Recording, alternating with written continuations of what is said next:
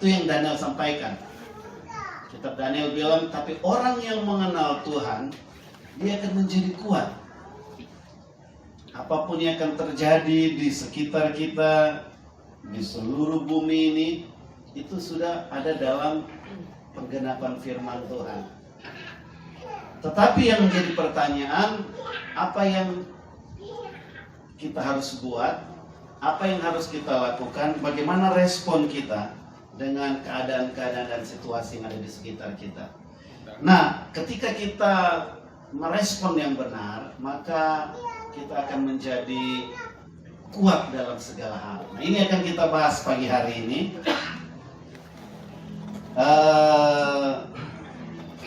Tema kita pagi hari ini menjadi kuat dan berkenan di hadapan Tuhan. Oke, saya cuma tulis sedikit-sedikit untuk jadi garis besar aja. Kita akan membahas untuk menjadi kuat dan berkenan di hadapan Tuhan. Dua hal ini yang akan terus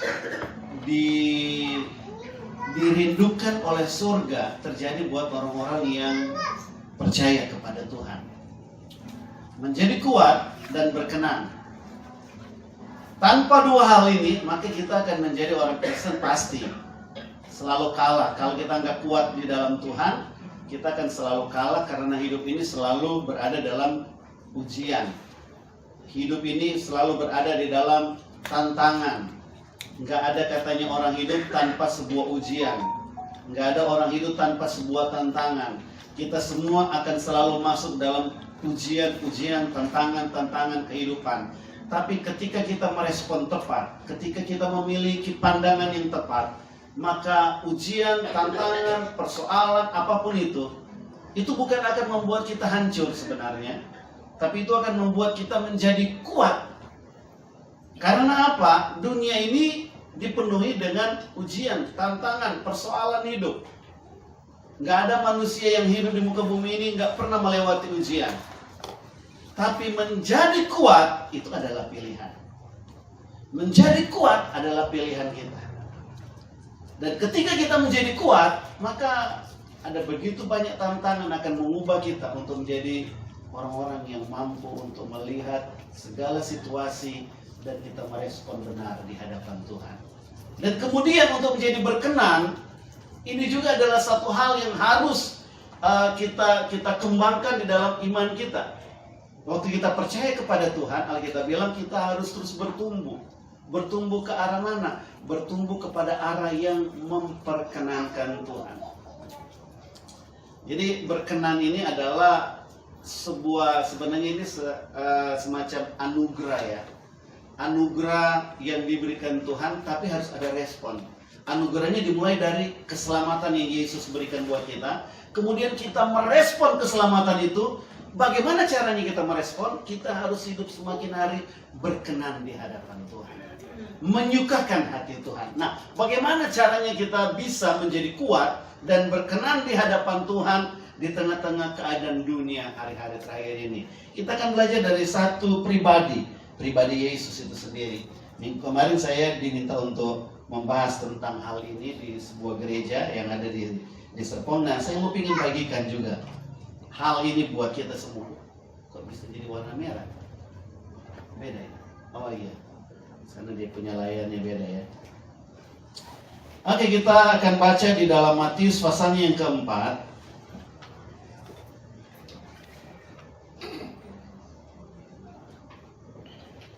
Matius pasalnya yang keempat, ayatnya yang pertama sampai ayatnya yang ke berapa itu? Ayatnya yang ke-12 ya. Tapi kita akan langsung masuk aja ke kebenaran-kebenaran firman Tuhan. Nah, ayat pertama aja kita baca bersama-sama dan ayat yang kedua. 2, 3. Maka Yesus dibawa oleh Roh ke padang gurun untuk ayat 2.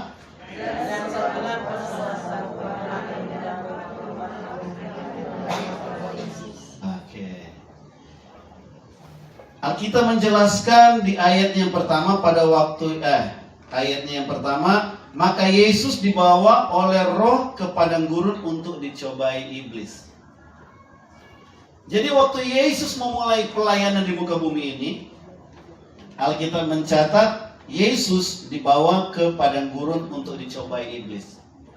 Jadi waktu saya sampaikan ini, terus setelah itu gembalanya berkata begini, ya, jadi di sebuah tempat yang ada di Israel, ada namanya katanya Bukit Pencobaan, dan itu memang ada sampai hari ini. Saya dengar waktu dia sampaikan pengumuman, terus dia ingatkan kembali firman Tuhan yang saya sampaikan, terus dia bilang bahwa di satu tempat yang ada di Israel ada namanya Bukit Pencobaan. Nah, saya mulai tangkap begini, bahwa kita ini ada saat-saat di mana Tuhan mengizinkan untuk masuk di dalam pencobaan-pencobaan, ujian-ujian. Alkitab bilang di sana Yesus dibawa oleh Roh.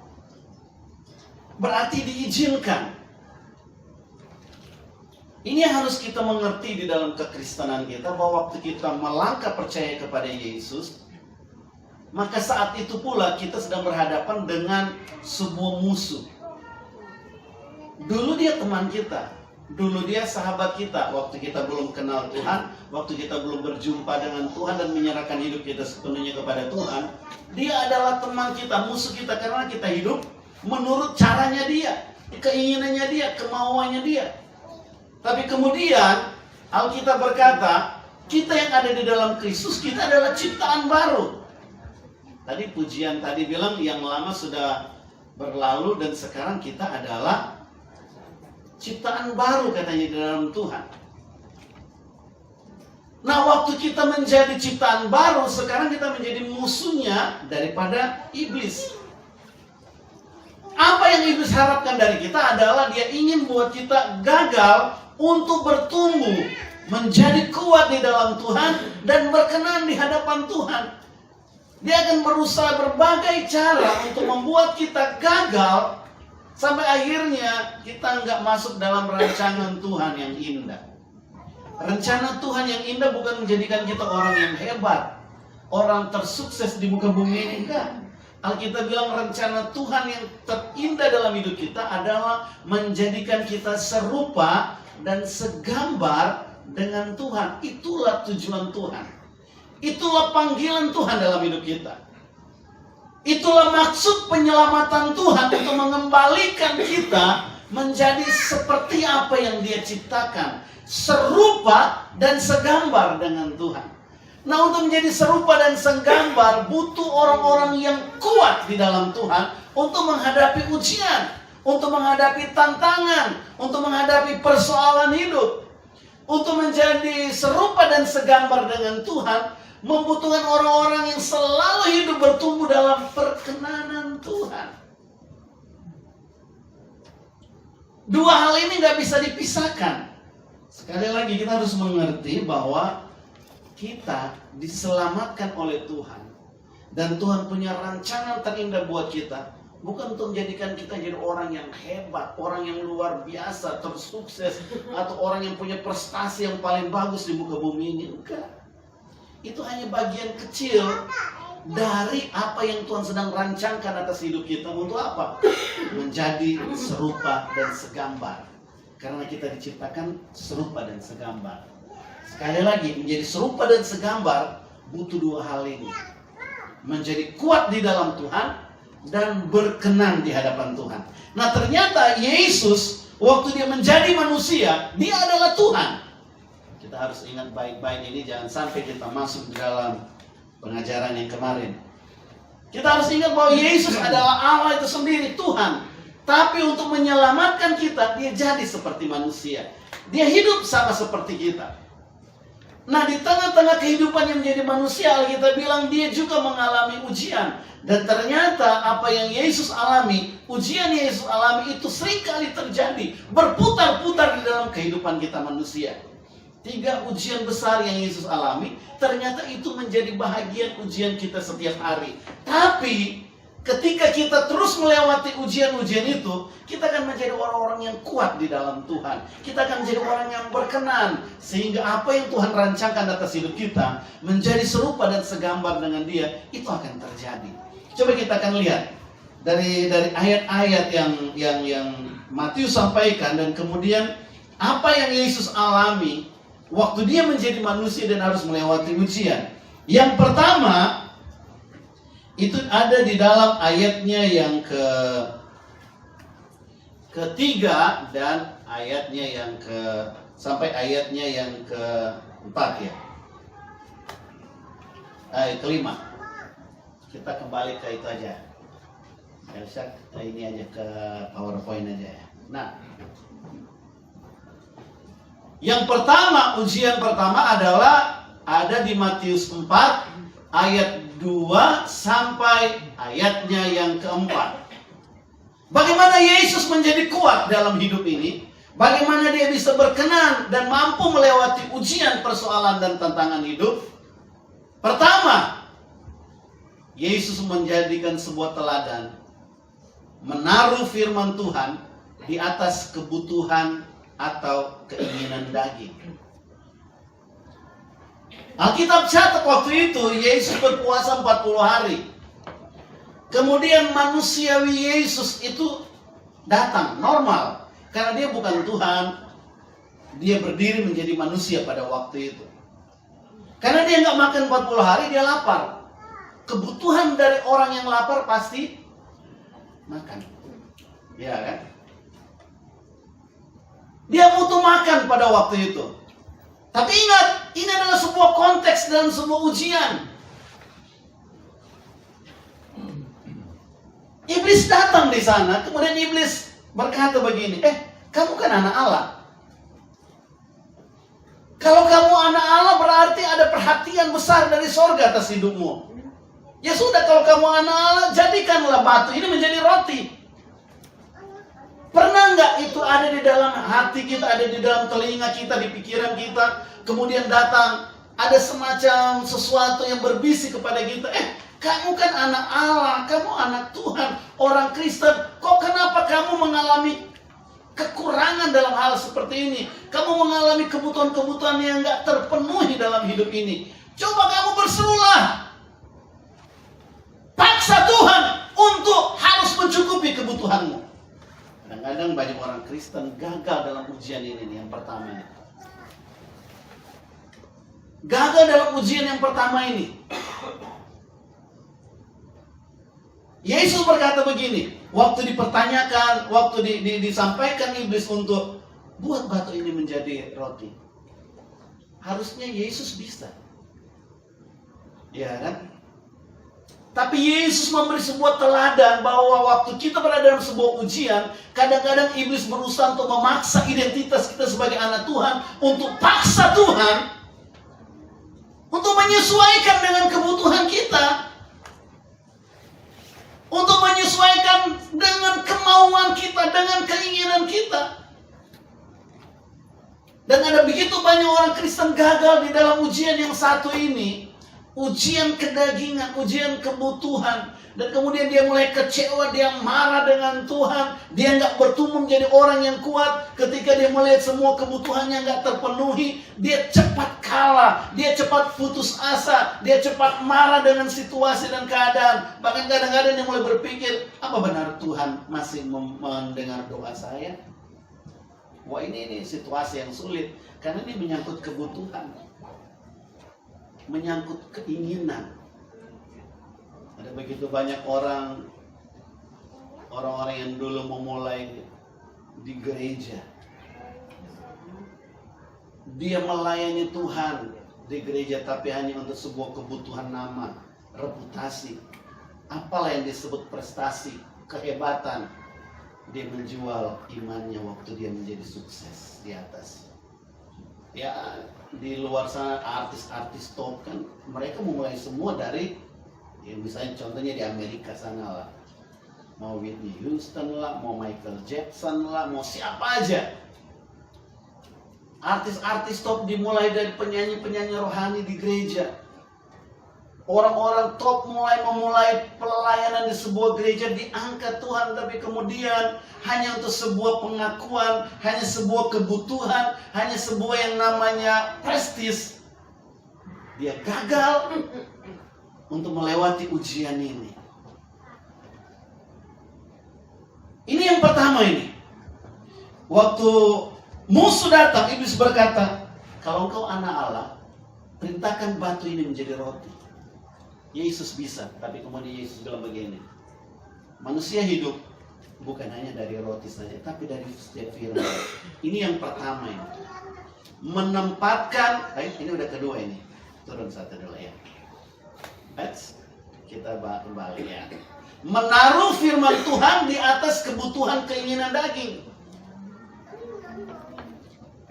Kalau ini nggak pernah menang, Tuhan akan taruh terus segala situasi yang akan membuat kita terus berperang dengan keinginan daging, dengan kebutuhan-kebutuhan kita, sampai pada akhirnya kita menyerah untuk percaya kepada firman Tuhan.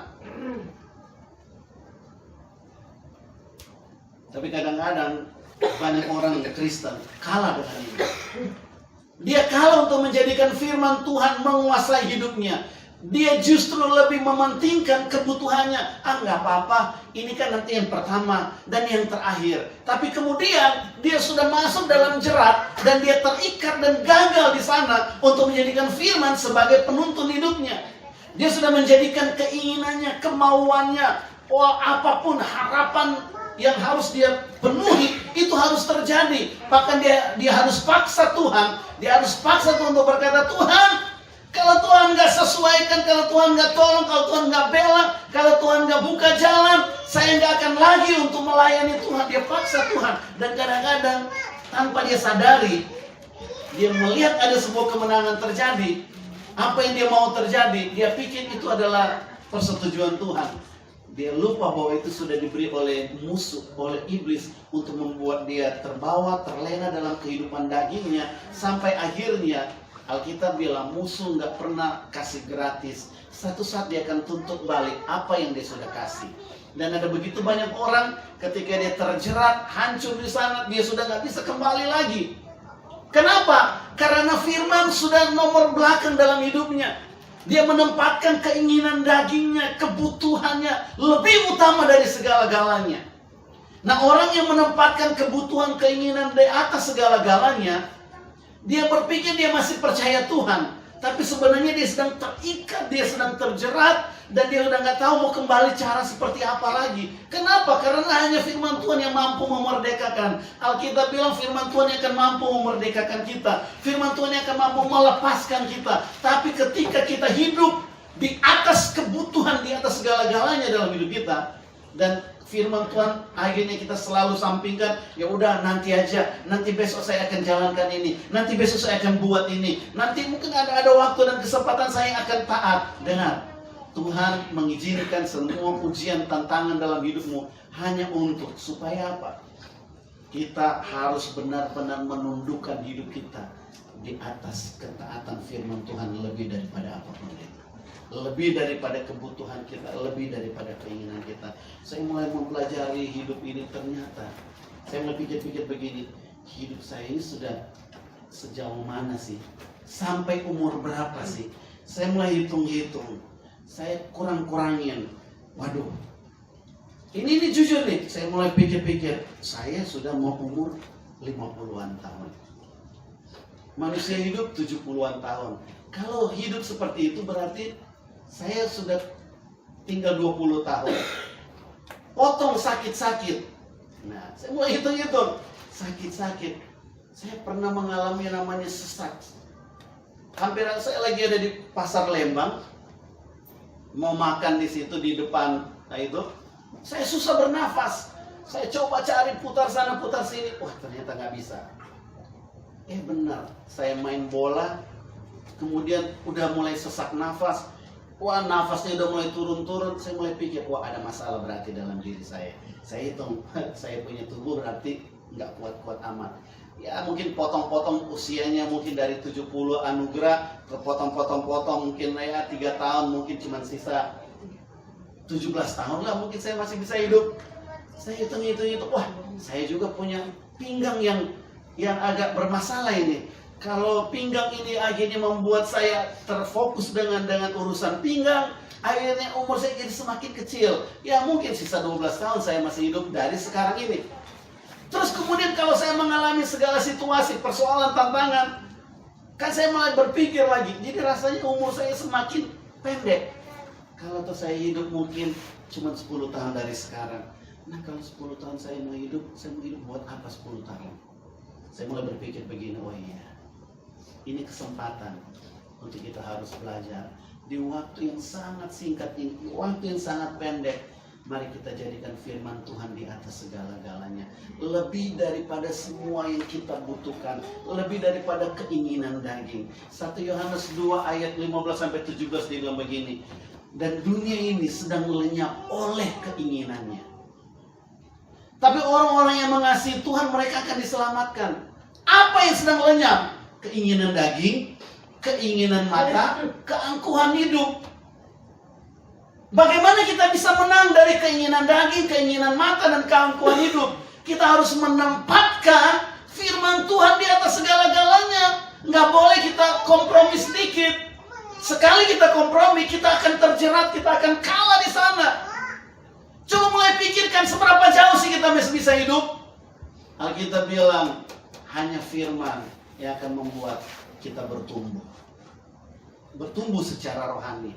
Alkitab bilang firman itu seperti air yang disiram. Kalau firman itu terus kita jalani, walaupun mungkin bertentangan dengan keinginan daging. Keinginan daging kita mau ingin jalan ke kanan. Karena kita kan selalu suka untuk berjalan menurut cara kita. Itu manusia lama kita. Dan iblis selalu pakai itu untuk menarik kita. Tapi firman Tuhan selalu menjadi proteksi. Kamu harus jalan begini nih. Waktu kita terus berjalan dalam firman Tuhan, kita akan menjadi kuat di dalam Tuhan. Yang akan membuat kita kuat adalah berdiri atas firman Tuhan. Yesus menjadi kuat bukan karena dia dari Tuhan kemudian jadi manusia. Enggak. Yesus jadi kuat dalam hidup ini karena dia terus menempatkan firman Tuhan di atas segala-galanya. Amin. Amin. Kadang-kadang saya punya kemanusiaan muncul. Waktu kemanusiaan saya muncul, rasanya saya mau marah. Saya mulai lihat istri saya. Dia lemah, dia nggak bisa bikin apa-apa. Oh iya ya, firman Tuhan kan bilang harus mengasihi sama seperti Yesus mengasihi. Iya, saya harus tunduk di dalam kebenaran firman Tuhan lebih daripada keinginan. Waduh, seharian nggak ngomong. Akhirnya saya mulai dekat-dekat sedikit saja, belajar untuk mengasihi. Ikutin kebenaran firman Tuhan. Oh iya benar. Waktu mengikuti kebenaran firman Tuhan, ini rasa-rasanya daging sakit sekali. Tapi waktu itu terjadi, waktu saya mau coba untuk lepaskan firman Tuhan menjadi bagian hidup saya sebagai seorang kepala rumah tangga, suami. Benar-benar terlepas plong. Saya lihat, ternyata nggak seperti yang saya pikirkan. Ternyata yang saya pikirkan begini-begini tentang istri saya. Ternyata enggak ya. Firman Tuhan membuat kita menjadi orang yang kuat. Setiap hari saya melihat begitu banyak kebutuhan, keinginan-keinginan yang akan membuat saya, Tuhan kalau ini terjadi, mungkin Tuhan akan dipermuliakan. Tapi nggak pernah terjadi. Saya mulai pelajari, itu ternyata bukan keinginan Tuhan, itu keinginan saya. Dan saya mesti tunduk kepada firman Tuhan. Harus mengikuti apa yang firman Tuhan katakan. Menjadi kuat bukan bagaimana kita menjadi orang terhebat dan tersukses. Menjadi kuat adalah waktu kita menempatkan firman Tuhan di atas segala-galanya. Dan saya mau kasih tahu setiap hari Roh Kudus sedang berbicara buat kita lewat firman Tuhan. Masalahnya pilihan kita mau jadi kuat dalam Tuhan atau kita akhirnya kalah dan terlibat oleh keinginan, oleh kebutuhan daging kita. Itu pilihan kita. Tapi setiap hari Roh Kudus akan bicara. Ingatkan firman Tuhan dalam hati kita. Asalkan saja kita duduk berdoa sebentar di tengah-tengah situasi yang kalut, keinginan daging, kebutuhan daging yang mendesak, kita diam dan izinkan Roh Kudus berbicara. Ada firman yang akan mengarahkan kita. Ingat, ada firman yang akan selalu menuntun kita, yang akan membuat kita menjadi kuat. Firman Tuhan itu akan membuat kita menjadi kuat di dalam Tuhan. Itu yang pertama. Yang kedua, kita naik. Nah, Apa yang Yesus buat untuk dia menjadi kuat dan berkenan di hadapan Tuhan.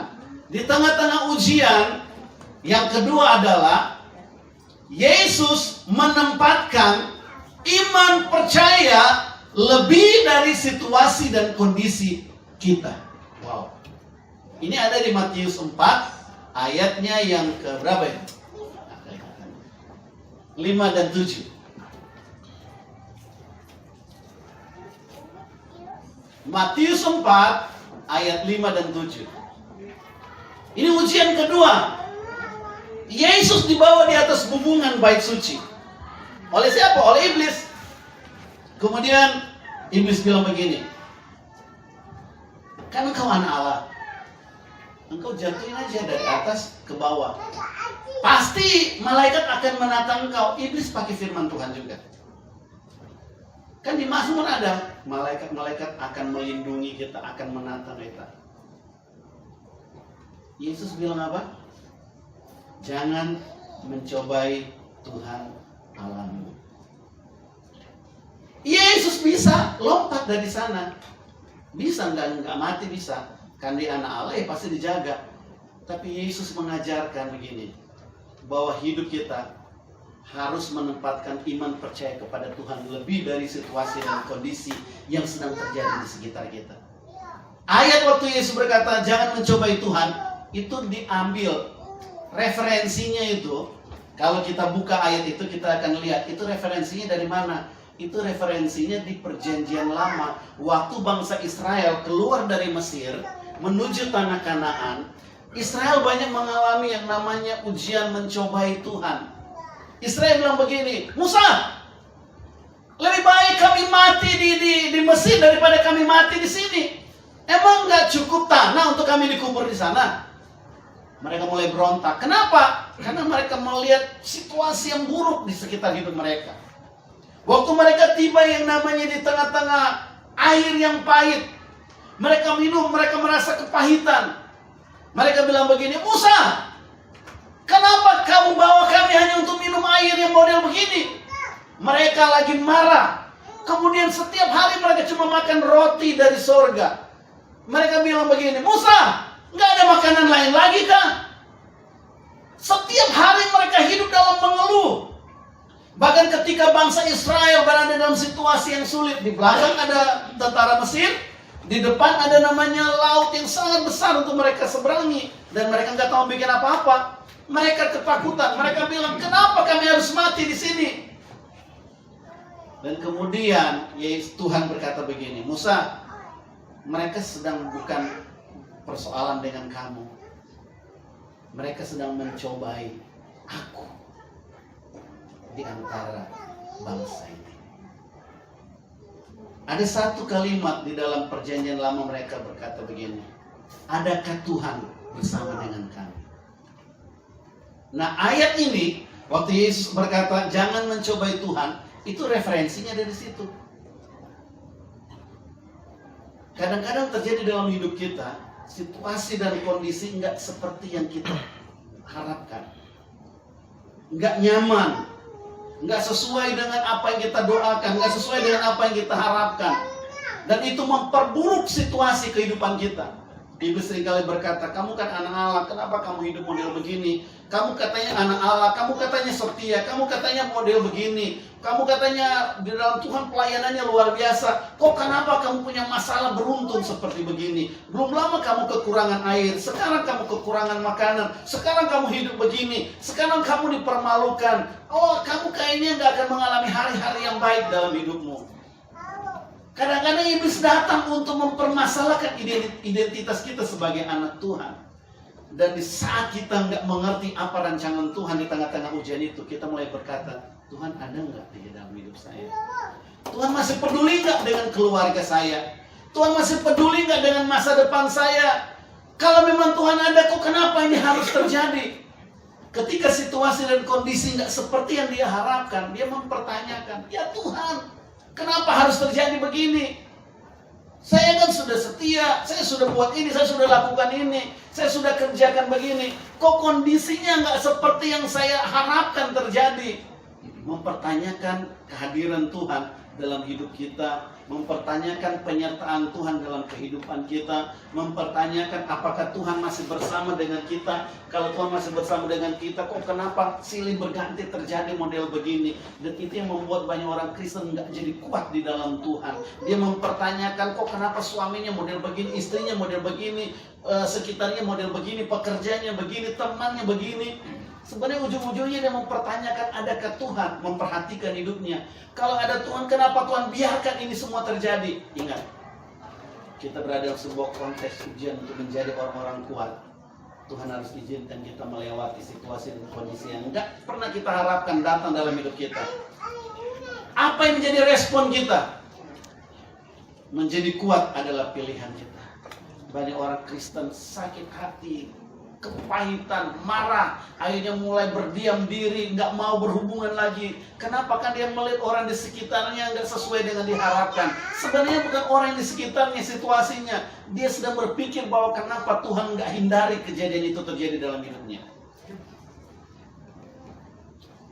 Yesus bilang jangan mencobai Tuhan Allah. Mencobai Tuhan Allah artinya jangan berpikir bahwa Tuhan nggak berjalan bersama-sama dengan kita waktu kita berada dalam situasi yang paling buruk. Jangan pernah berpikir bahwa Tuhan nggak lagi menyertai kita waktu segala yang kita butuhkan nggak seperti kenyataan yang terjadi. Ada begitu banyak contoh di Alkitab juga orang-orang yang luar biasa, termasuk Sadrak, Mesak, dan Abednego juga disebutkan di sana. Ya kan? Ada Sadrak, Mesak, dan Abednego juga disebutkan di sana. Maksudnya Bapak Abednego juga disebutkan di sana. Mereka diperhadapkan dengan ujian yang begitu besar. Kalau nggak sembah patung ini waktu dengar taritak dengan bunyi-bunyian, gemerincing ataupun apapun akan dilemparkan. Ternyata semua menyembah, tapi 3 orang ini enggak. Apa yang terjadi? Mereka dibawa ke dapur api. Ditanyalah Raja Nebukadnezar, kalian nggak mau menyembah? Mereka bilang apa? Sekalipun Allah kami tidak melepaskan kami dari perapian yang menyala-nyala ini, harap Tuanku maklumi bahwa kami nggak akan pernah menyembah patung itu. Wow, nggak terpengaruh dengan situasi. Artinya mereka menempatkan iman mereka, percaya mereka kepada Tuhan lebih di atas segala-galanya. Lebih dari situasi dan kondisi. Mereka nggak mau gadaikan iman mereka hanya untuk situasi yang sulit. Mereka nggak mau titipkan, udah saya mau taruh sini dulu sebentar. Saya mau berjalan karena ini begitu sulit buat saya. Saya mau ambil langkah ini dulu. Nanti saya balik lagi ambil iman saya. Iman nggak bisa digadaikan. Iman nggak bisa dititip-titip dulu sebentar.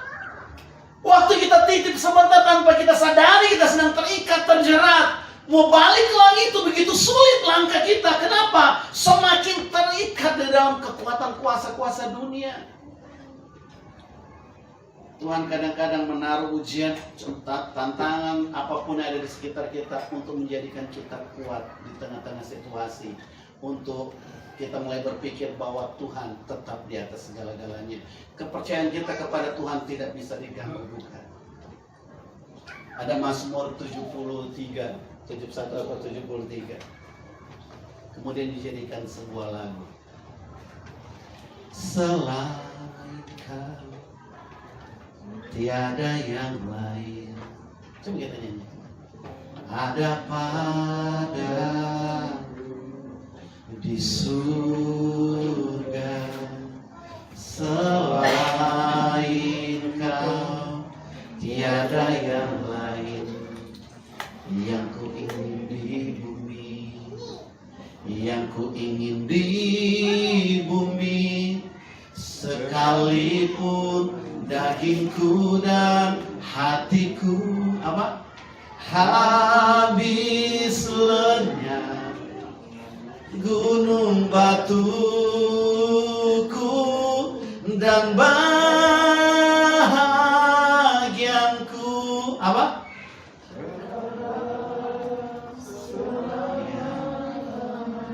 Ini Mazmur berbicara dia jadi orang dungu, bodoh katanya. Kalau kita baca Mazmur ini, dia sama seperti kerbau Yang diikat nggak bisa bikin apa-apa, terikat. Orang bilang dia bodoh, dungu, nggak tahu apa-apa. Dia lihat orang-orang lain jadi hebat. Dia manusia yang membutuhkan sesuatu untuk apa? Mencapai harapan dan mimpinya.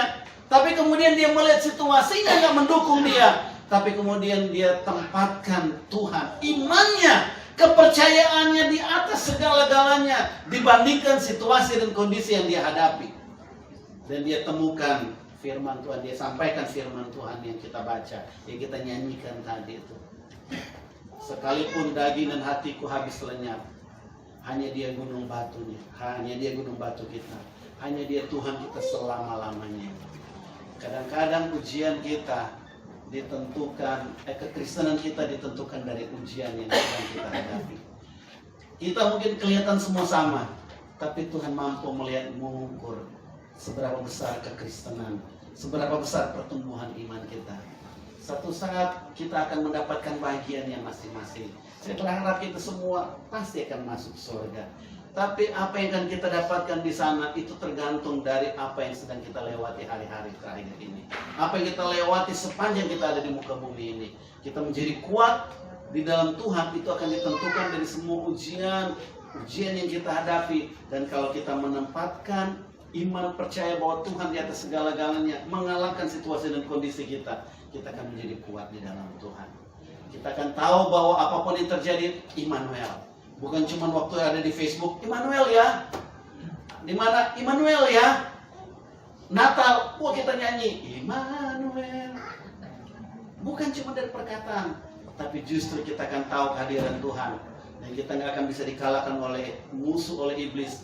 Waktu kita ada dalam ujian, mungkin ujian itu baru datang ini, datang lagi. Tapi kalau Tuhan izinkan, berarti Tuhan akan mampukan kita. Amin. Itu yang kedua, kenapa Yesus menjadi kuat dan berkenan di hadapan Tuhan. Dia menjadikan kepercayaannya kepada Tuhan lebih di atas segala-galanya dari situasi dan kondisinya. Yang ketiga, yang ketiga, ada di Matius 8 ayatnya yang 4 ayat 8, ya benar ya. Ya, Matius 4 ayat 8 sampai ayatnya yang ke-10. Yang ketiga adalah menghargai hadirat Allah lebih dari apapun. Wow. Ujian yang ketiga yang Yesus alami adalah iblis membawa dia di sebuah tempat dan kemudian memperlihatkan bumi, memperlihatkan kemegahan dari bumi, dari dunia ini. Iblis bilang begini, kamu lihat semua kemegahan dan kemuliaan dunia ini, ya, aku akan berikan kepadamu kalau kamu sujud menyembah aku. Apa yang menjadi rencana Tuhan datang ke muka bumi ini? Salah satunya adalah menaklukkan bumi ini kan. Mengambil kembali otoritas daripada iblis. Yesus nggak bilang begini, siapa yang lebih berkuasa antara kita? Enggak. Dia tahu bahwa manusia pertama Adam sudah menyerahkan otoritas bumi kepada setan. Setan menawarkan. Setan tahu bahwa visi dari Yesus adalah mengambil otoritas bumi ini lagi, termasuk semua yang ada di muka bumi ini, termasuk manusia. Kemegahan itu visi dan misi yang ada dari surga untuk datang ke dalam muka bumi ini. Kita semua punya visi, punya misi. Kita punya kerinduan-kerinduan, bahkan kita berdoa, kemudian bangkit harapan-harapan dalam hidup kita. Waktu kita bangkitkan visi, misi, harapan-harapan, kita percaya firman Tuhan, kita jalani dan kita yakin itu akan terjadi. Tapi kemudian iblis datang untuk memberikan jalan pintas buat kita. Jalan termudah buat kita. Kalau kamu menyembah aku akan berikan ini semua. Hal tersulit dalam hidup kita adalah bagaimana menggenapi visi dan misi itu menjadi sebuah kenyataan. Itu membutuhkan waktu, proses. Saya mendapatkan visi, misi untuk mulai melayani Tuhan itu dari umur sekolah minggu pertama kali, dan itu mulai tertanam waktu saya di sekolah minggu. kita jarang ikut sekolah minggu. Tapi sekali waktu itu ikutnya rutin terus. Saya kelas 2 waktu itu. Kelas 1 apa kelas 2 SD. Jadi saya sama Pak Fili akhirnya rajin waktu itu ikut-ikut sekolah minggu. Biasanya cuma ikut ibadah umum, ikut mami ke gereja. Tapi kemudian kita ikut rajin. Akhirnya biasa kalau di sana udah mau Natalan, biasa selalu ada namanya anak-anak maju ke depan, ada drama, baca firman Tuhan, hafal firman Tuhan. Nah waktu itu saya baru itu kali ikut dan saya diberi peran menjadi Tuhan Yesus umur 12 tahun. Tuhan Yesus umur 12 tahun. Ayat hafalan saya ada di Lukas 1 ayat 49 kalau nggak salah. Jadi saya mesti hafal itu. Bunyinya seperti begini. Jadi kira-kira begini. Jadi dalam sebuah perayaan di Israel, Yesus terlepas dari orang tuanya, dari Yusuf dan Maria. Kemudian Yusuf dan Maria cari-cari nih Yesus pada waktu itu. Nggak ketemu. Tahu-tahunya ternyata Yesus ada di bait Allah, sedang berbicara dengan ahli Taurat dan orang-orang Farisi. Kemudian Maria berkata, "Nak, kami sedang mencari kamu kemana-mana." Di Alkitab, ini menjadi ayat hafalan saya. Waktu saya masih kelas 1 atau kelas 2 SD. Ayat hafalan saya masih ingat sampai hari ini. Dan itu menjadi visi saya yang Tuhan mulai taruh dari SD. Kenapa kamu mencari aku? Tidakkah engkau tahu bahwa aku harus berada di dalam rumah Bapakku? Dalam terjemahan yang lain, kenapa kamu mencari aku? Tidakkah kamu harus tahu bahwa aku harus berada dalam pekerjaan Bapakku? Itu mulai terbentuk di dalam hidup saya waktu saya mulai SD. Tapi kemudian hilang. Kita jarang ikut sekolah minggu, cuma ibadah-ibadah minggu aja, ikut-ikut mami. Tapi kemudian waktu udah mau lulus di sekolah, sepupu saya bilang, karena dia lulusan dari ITB, dia bilang, kamu masuk ke ITB. Dia kasih sekolah saya di STM, karena saya harus ikut dia ke sana. Tapi waktu saya mau masuk kelas 3, nggak tahu kok saya punya hati begitu rindu untuk datang dengan Tuhan. Semua buku rohani saya baca, termasuk buku Paul yang kecil. Saya baca semuanya. Wah, saya cari buku-buku rohani. Saya mulai pokoknya saya mulai memisahkan diri. Biasa setiap pulang ada di tempat kartu truf apa semua main di sana. Saya mulai memisahkan diri dari teman-teman. Dan kemudian saya mulai dengar Tuhan mulai berbicara. Taruh visi misi. Bayangkan dari SD terus bertumbuh di umur 16 tahun. Ya anggaplah dari 16 tahun visi itu terlihat jelas. Tapi sampai hari ini visi itu menjadi kenyataan. Dan itu yang membuat rasa-rasanya hidupnya menjadi begitu sulit. Kadang-kadang komplain dengan Tuhan, kadang-kadang marah, kadang-kadang mau menyerah, kadang-kadang mau putus asa, kadang-kadang mau berkata, "Tuhan, kenapa bisa begini? Kan Tuhan yang panggil, Tuhan yang pilih. Kok kenapa begini?" Satu hal, saya baca firman Tuhan ini. Dia berkata begini, Yesus nggak bilang protes kepada iblis. Kan dunia ini saya ciptakan, enggak. Tapi Yesus bilang begini, ingat, hanya kepada Tuhanlah kita harus menyembah. Enggak ada yang lain untuk kita harus menyembah, hanya Tuhan. Dia usir iblis pergi dari hadapannya. Saya dapatkan satu hal ini. Menghargai hadirat Allah lebih dari apapun, itu adalah tempat yang paling berkenan di hadapan Tuhan. Jumat minggu lalu, waktu kita lagi doa di sini, itu membuat saya nggak tahu bikin apa. Saya cuma berseru, Tuhan, saya ungkapkan ini, Tuhan, jangan izinkan saya keluar walaupun sejengkal. Jangankan sejengkal, saya mulai gambarin 1 senti aja. Hadirat Tuhan ini kayaknya di panggung ini. Di bawah ini sudah bukan hadirat Tuhan. Jangan izinkan saya ada di bawah, paling dekat dengan hadirat Tuhan. Saya berseru begitu, saya bilang, Tuhan, jangan izinkan saya keluar dari hadirat Tuhan. Sejengkal atau 1 senti pun. Jangan izinkan apapun menarik perhatian saya untuk keluar dari hadirat Tuhan. Kenapa? Ternyata kita nggak bisa buat apa-apa di luar hadirat Tuhan. Gak bisa. Waktu Iblis berkata hanya kepada dia kamu menyembah. Menyembah itu berbicara waktu kita berada dalam sebuah kemuliaan hadirat Tuhan. Kata penyembahan itu adalah waktu kita berada di dalam kepenuhan hadirat Allah, penjagaan hadirat Allah.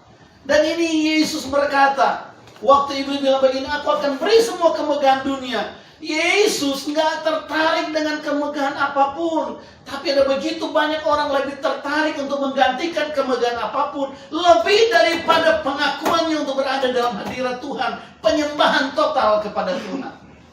Dan ini yang Iblis sedang tarik begitu banyak orang untuk keluar. Ini berbicara tentang integritas. Integritas.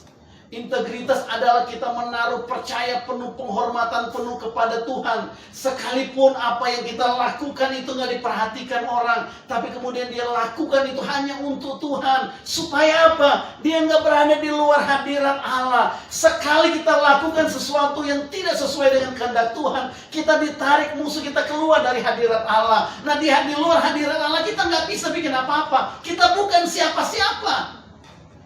Penyembahan kepada Tuhan itu harus mutlak terjadi kepada setiap orang percaya. Dan itu yang membuat kita berkenan kepada Tuhan. Sehebat apapun, sejago apapun kita di depan mata orang, tapi kemudian kita berada di luar hadirat Tuhan, penaklukan kepada penyembahan kepada Tuhan, kita bukan siapa-siapa. Kita jauh dari hadapan Tuhan. Ini yang Daud bilang begini, jangan ambil rohmu dari hadapanku. Kenapa? Karena dia menyadari bahwa di hadirat Tuhan, penyembahan penaklukan hidupnya kepada penyembahan kepada Tuhan jauh lebih tinggi dari apapun, tawaran apapun, keindahan apapun, kemegahan apapun yang dunia bisa kasih. Kebutuhan daging yang paling kita inginkan gak akan bisa menggantikan itu. Ini yang harus menjadi doa kita hari-hari terakhir ini. Jangan sampai integritas kita kepada Tuhan akhirnya gagal cuma karena ada hal yang disebut kebutuhan daging kita, situasi kondisi kita, yang akhirnya ada tawaran apapun membuat kita keluar dari hadirat Tuhan. Wah, ini paling sulit. Ini yang saya tangisi setiap waktu. Ini yang saya berkata, Tuhan, mungkin visi saya mungkin nggak mau terjadi. Ya udah, terserah Tuhan. Saya mulai belajar untuk berkata, ya Tuhan, mau apa mau Tuhan mau buat, saya mau hancur, yang penting saya jangan hancur di tangan musuh. Saya boleh hancur aja di hadapan hadirat-Mu. Itu yang saya mau pinginkan Tuhan, supaya saya nggak terlempar dari hadirat Allah, supaya saya nggak berdiri mungkin sejengkal aja di luar hadirat Allah, tapi itu terlalu sulit untuk terhilang dari hidupku. Ini yang harus kita kejar hari ini.